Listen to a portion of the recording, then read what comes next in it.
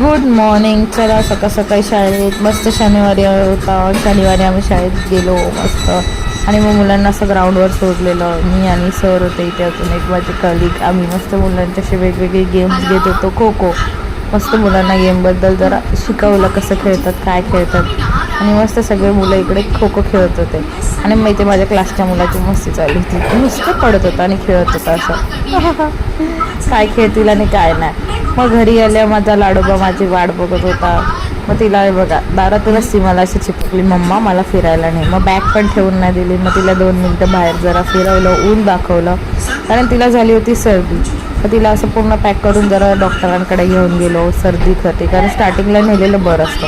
मग तिथून येताना मस्त आम्ही असे सर्दी वगैरे झालेली. डॉक्टर बोलले व्हेरी गुड, काही नाही, ठीक आहे, नॉर्मल आहे असं तसं.